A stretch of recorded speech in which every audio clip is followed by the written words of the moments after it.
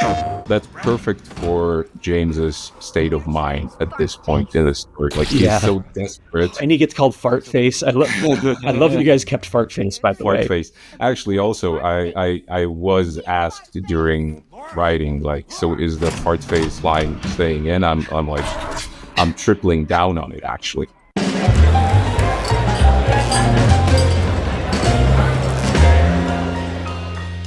Hello, everybody. Welcome back to another episode of PlayStation Underground. I'm your host, Tim. I'm very excited to be checking out two versions of Silent Hill 2 with our friends at Bloober Team. I'll introduce you guys. So we got Mateusz Leinart, who is creative director and lead designer at Bloober Team on the Silent Hill 2 remake. And we also have Andrzej Monjak, who's lead writer at Bloober Team. Thanks for joining us, guys. Yeah, hello. Thank you for having us. It's a pleasure. My pleasure indeed. So obviously what we're looking at here is pre-recorded capture of the 2001 PS2 original version of Silent Hill 2. In this episode, we're going to check out a scene from the original and then show off what Bloober Team has been working off in the remake and kind of compare and contrast and talk about how you guys have been, updating and being faithful to the original while modernizing it. And so let's dive in here with this cutscene with Laura and kind of what stands out to you guys when you look back at this original cutscene.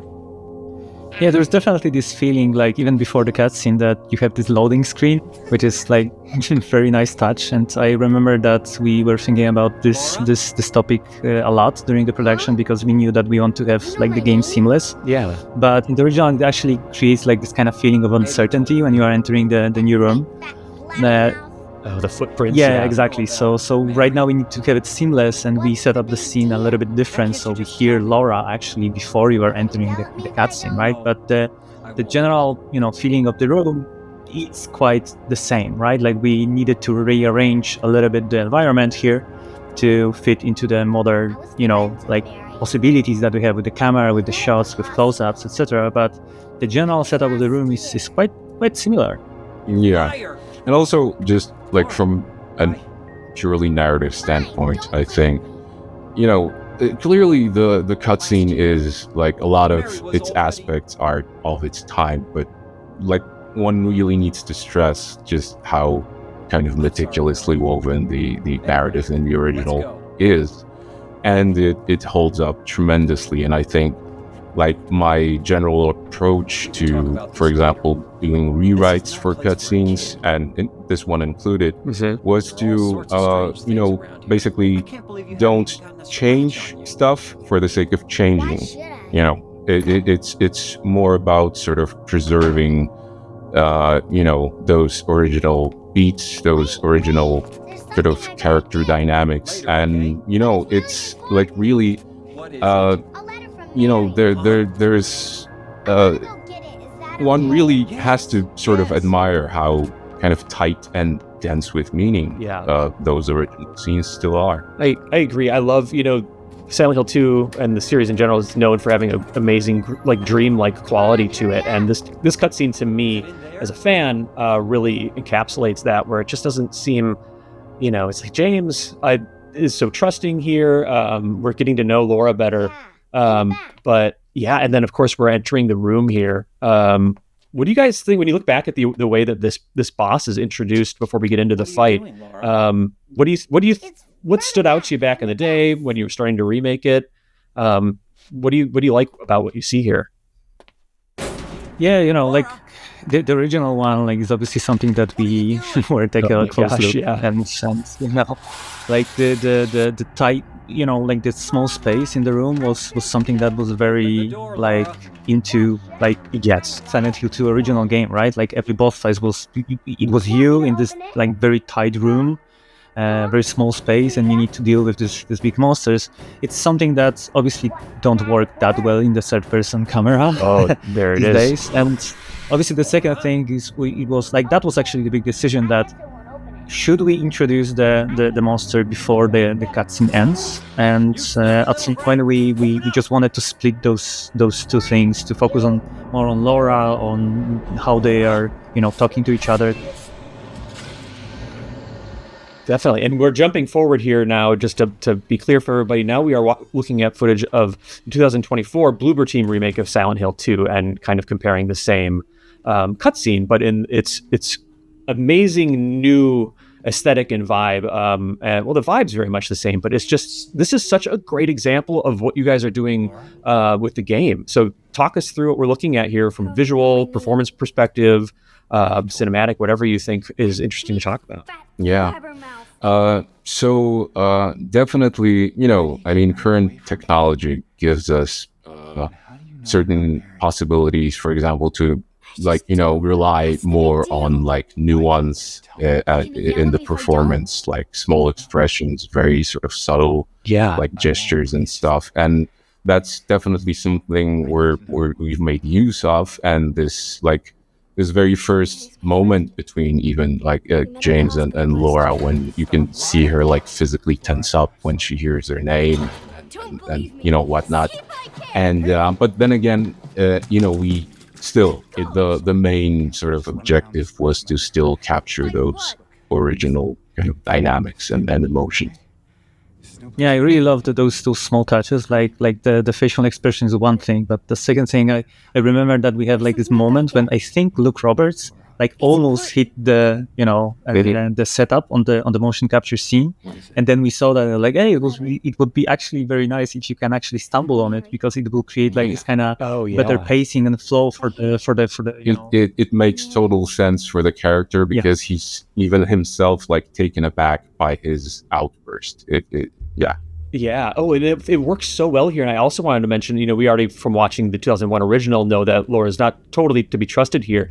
Her facial expressions and what she's doing with her eyes when she's sort of saying, hey, there's something in this room, you should check it out.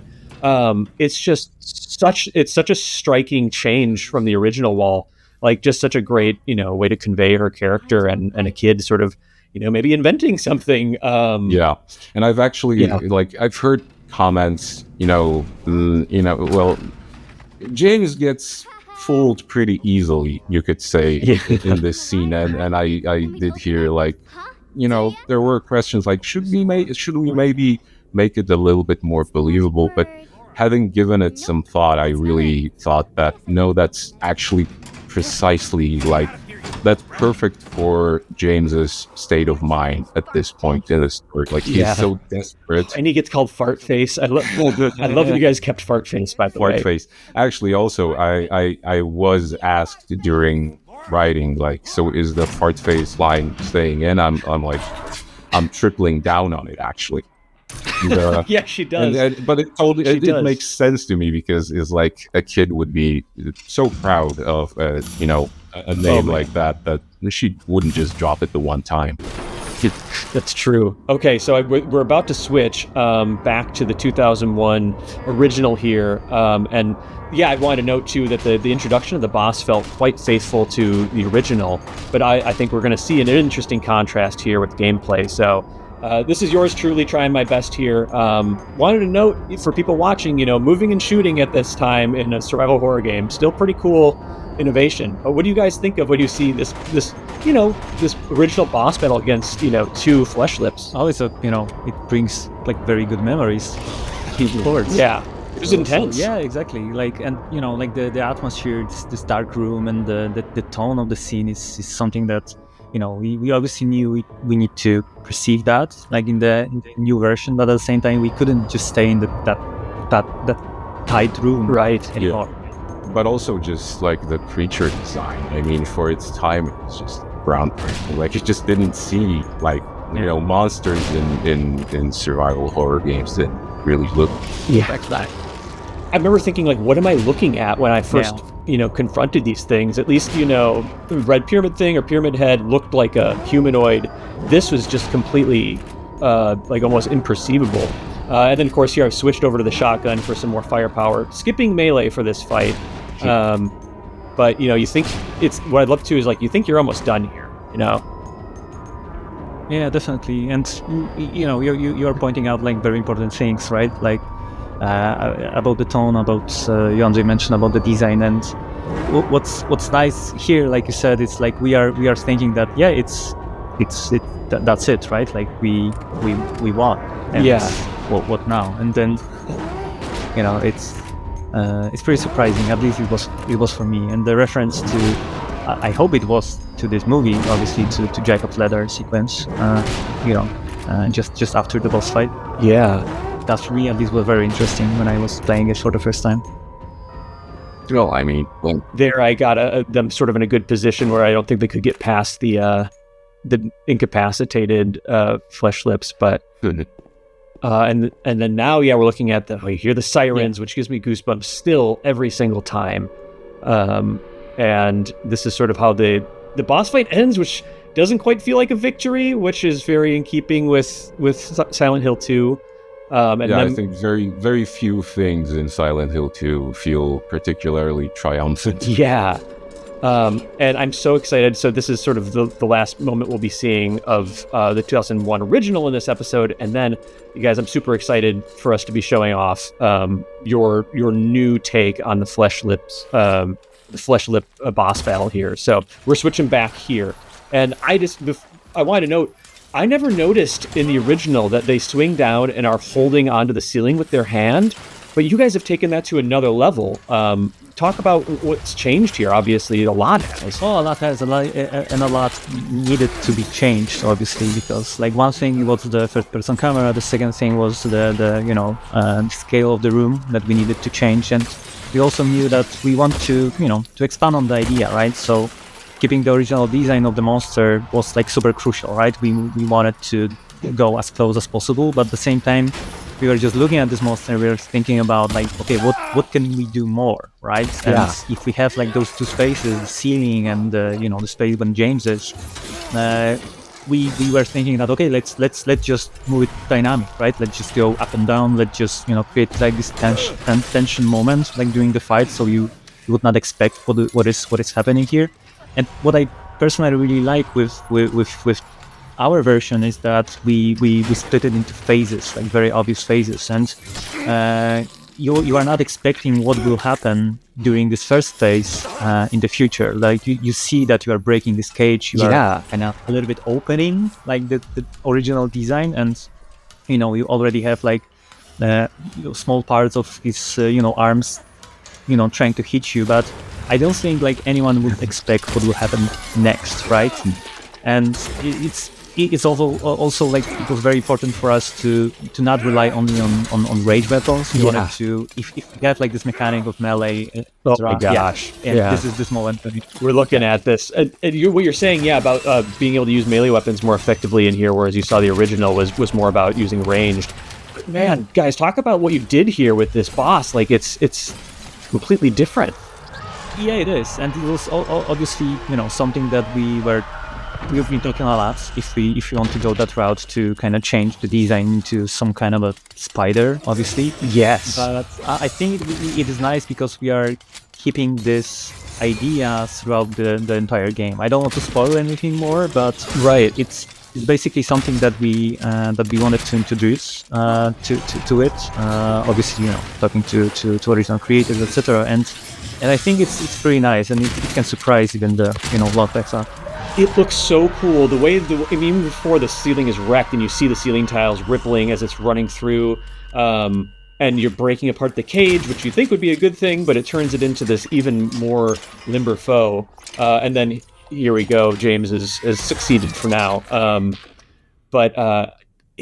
Just what a great expression of a very cool original, boss concept, and then sort of brought to a new level. That's so cool, guys. If you expected to see two flesh lips, like here you go. There it is. You're not safe from the grab attack. That's going to bring us to the end here. There's so much more we could say, but Mateusz and Andre, I just want to say thank you for joining us for this look at Silent Hill 2, the remake and the original. The remake is coming out October 8th, 2024 on PS5. Not long to wait. Thank you so much for joining us, guys. I'm so excited about this game. Thank you for having us. Thank you very much. Jay.